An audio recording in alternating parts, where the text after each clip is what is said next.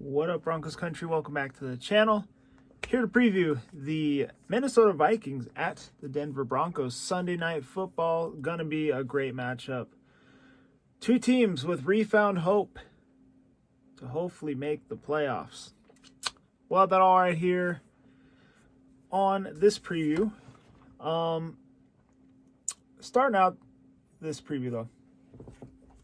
Now, apparently the Bills are trying to find every little thing they can to feel better about the loss that they took. Apparently they're calling out the Broncos for using an illegal substance towards that game-winning field goal. Now they're saying that's why he muffed the snap the first time when Riley Dixon just dropped it, picked it up, ran, fumbled it again, and jumped on it again. Apparently, they think he was using some stickum or pine tar so that he could hold on to the ball at the end of the game. But even if that was true, they missed the first field goal. It's like, come on.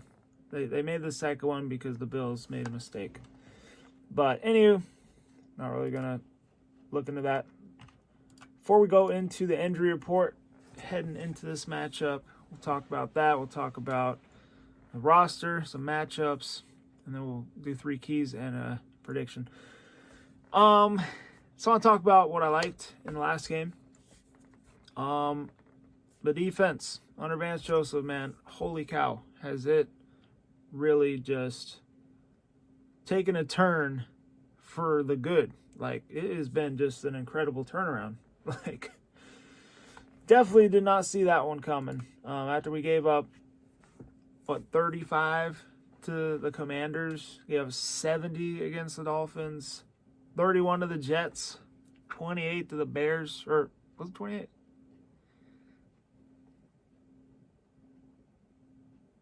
I don't remember. But yeah, it's just crazy, man. Still can't believe it. I mean, we all wanted Vance Joseph out here, but, got to give credit to Sean Payton, sticking with them, and thankfully things worked out. And Russell Wilson, he's been sort of getting back to his old self. He was 24-29 for 193 yards, 2 touchdowns, and he scrambled for 30 yards. I mean, the guy is just, he's being efficient. That's exactly what he did with the Seahawks, not throwing interceptions. He has 18 touchdowns, 4 interceptions. So he's been awesome. Even though his yardage has went down, he's been really efficient everywhere else. And I think how they're playing right now, that's the winning recipe for this team. So needs to keep doing that. I mean, that's kind of, which, speaking of that, it sucks because the offense is pretty one-dimensional. But, it works. That's the thing. I mean, the offense is pretty predictable. But, Williams still getting his carries. He's not hitting over 100 yards or anything like that. But they're setting up plays, third and shorts every now and then. I feel like the penalties is what's been killing them on drives. When they get in the third and long, that's when they aren't able to convert, and then they got to punt. But other than that, like what I'm seeing. Special teams, they got to work on not muffing those snaps. And Lutz got to practice a couple field goals, missing the extra points. Like, come on, that should be automatic. Shouldn't be missing those. I mean, it does happen, but in that game, we're lucky that it didn't come back to bite us. We were able to get a 2-point victory when we lost 2 points that we should have had easily. But, it's just super unpredictable, All right, let's go into the injury report. So, start with the Broncos first. PJ Locke did not participate.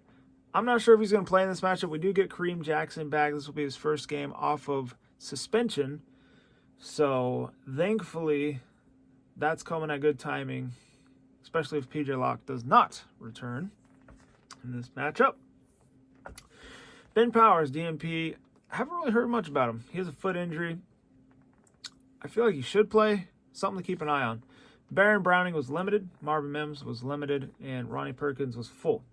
Now, the Vikings injury report, they look to be, a little banged up. Their injury list is a little long, but apparently they have a pretty banged up D-line. So we'll talk about that here in a little bit when we go into the 3 keys on how the Broncos can win this game. Did not participate. Was that Caleb Evans, Greg Joseph, the kicker? Personal matter. He'll be fine. Alexander Madsen, DMP. Brian Asamoah, limited. Jaron Hall, limited. TJ Hawkinson, limited. Justin Jefferson, limited. Nick Mullins, limited. Josh Dobbs, full. Dean Lowry, full. KJ Osborne, full. And Chris Reed, full. So, Vikings pretty much healthy, looks like. Most of those guys will probably play in this matchup that I just listed off of. Let's go into the depth chart. Now, Vikings are an NFC team. I don't really pay much attention to the NFC teams. I do know, though, the quarterback is done for the year, Kirk Cousins. But trade for Joshua Dobbs, he's actually been balling. So this is not a matchup the Broncos should take lightly. I mean, the Vikings, they're going to come out, they're going to compete. It's going to be a really tough matchup. So, yeah, you got to keep your eyes on Dobbs. He's been, catching some headlights. Looking at the wide receivers, though, don't know much about him. Justin Jefferson, one of the best in the league, if not the best. It says he's on IR. He was limited on their report. So, I'm looking at the depth chart right now. They got Jordan Addison, KJ Osborne, Brandon Powell, N'Keal Harry. Okay, that's where he went. Jalen Naylor and Tristan Jackson. TJ Hawkinson, he's a really good tight end. They got Josh Oliver as well. CJ Ham, I've heard of him, fullback. Their line got a former Bronco that will be facing up against Dalton Reisner. He's probably going to get duties of blocking Zach Allen, that is. That will be an interesting matchup. I was just thinking about Dalton Reisner today, too. I was like, I wonder why the Broncos didn't bring him back. Well, now I remember that he pushed Brett Rippon on the sideline. Not a good look. So, he's not a bad player. I mean, he's not the best. I think he's solid, decent. But, yeah, I don't think they want to bring him back after that happened. Their defense, though, got Dean Lowry, Harrison Phillips, Jonathan Bullard on the line.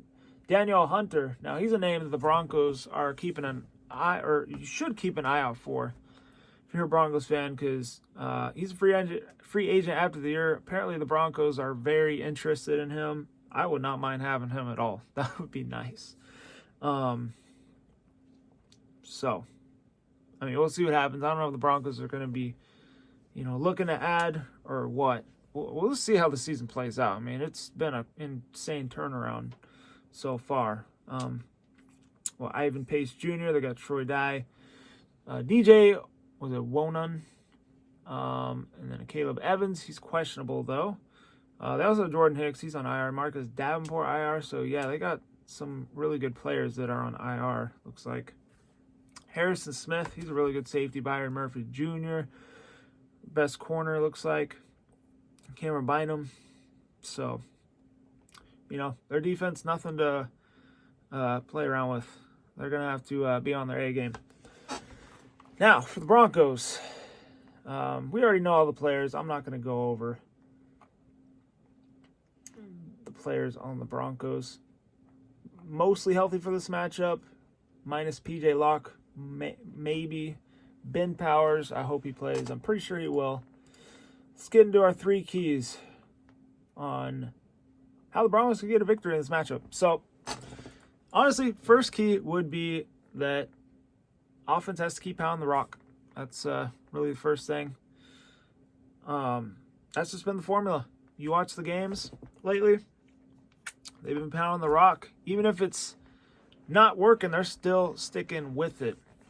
And that's just what you got to do. You know, they're taking a lot of time of possession away. Like I think they doubled time of possession against Buffalo. So it's exactly what they need to do in this matchup. Pound the rock. It's going to open up the passing lane. Russ, be efficient. And, you need to score as much as possible, obviously. But hopefully touchdowns and less field goals.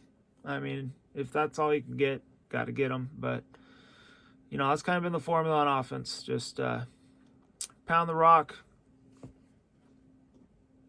throw if there's a lane. But Russ has been checking down a lot, which he did not do that much last year. He's always trying to get the big plays. And that's a good thing. So he kind of had a little flip game in his last outing where he kept flipping the ball up to Samaje Perine. It's kind of sick. But second key would have to be on the defense. I think they're going to have to contain Dobbs. He had 110 yards and 2 touchdowns over the last 2 weeks rushing. So it's going to have to contain him. He's been a dual threat quarterback for the Vikings. Don't want him to get comfortable. It's going to be a challenge, but the defense has been playing really good lately. They have been holding teams to under 20 points besides this last matchup. But,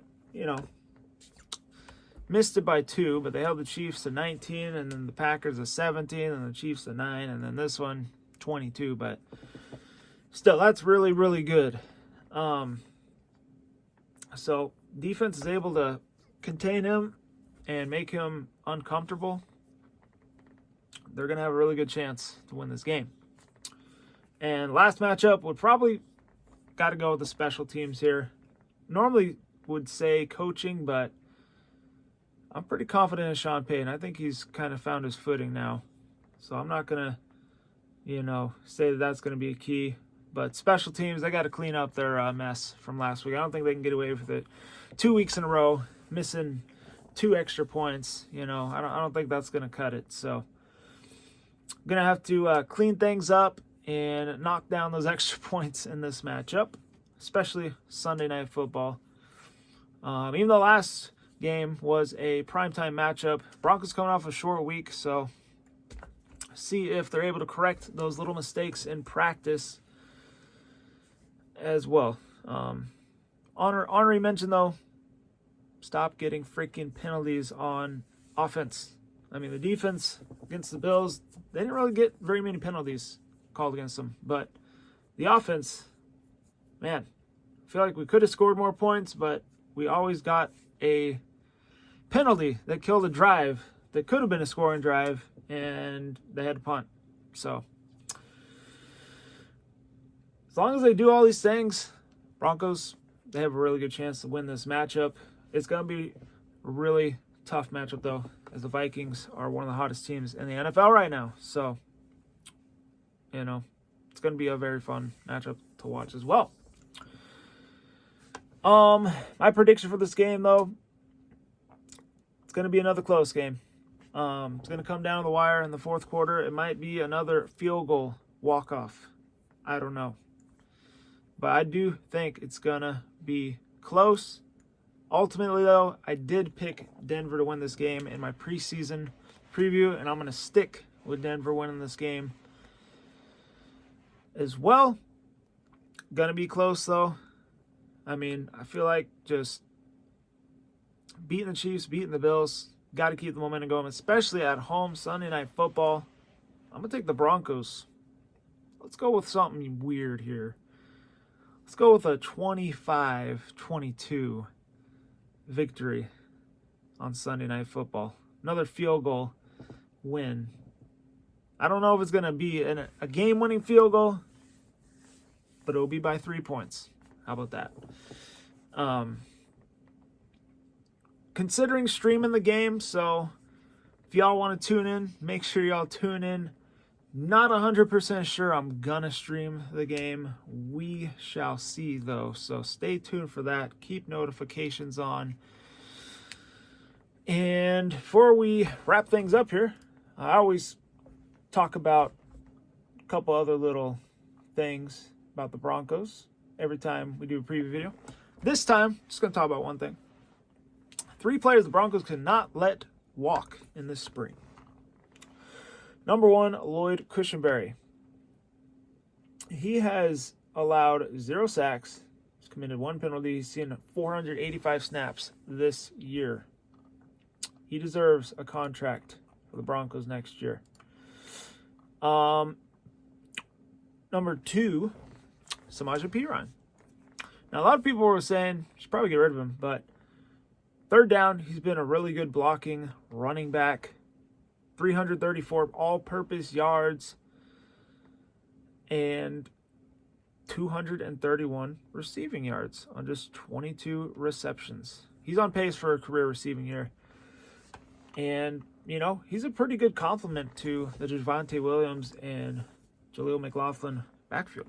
So, another guy who they need to keep around. Last but not least, Courtland Sutton.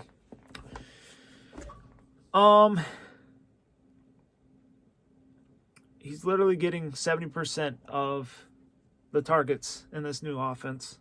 He has 6 touchdowns. He almost has 10. He actually might hit 10 touchdowns this year. He's only dropped 2.2% of his targets, which is the lowest rate of his career. And so far, he's had 1 drop in the last 8 games. So, Sutton, Wilson, they have really good chemistry. He's definitely the number 1 receiver. And it seems like Russell Wilson's going to be back next year as of right now. So it makes a ton of sense to keep Courtland Sutton around, someone he's comfortable with, someone he has really good chemistry with. So, yeah, that would be smart to rework Sutton's deal, keep him around, and, you know, keep the captain back in Denver. Anyway, that's going to end the video. Hope y'all enjoyed the preview. Vikings fans, Broncos fans, NFL fans in general, leave your comments down below what you think is going to happen in this game. Other than that, stay safe, be good. Like, subscribe if you're new. Go Broncos, and I'll see you guys after the game on Sunday Night Football for a recap. Peace.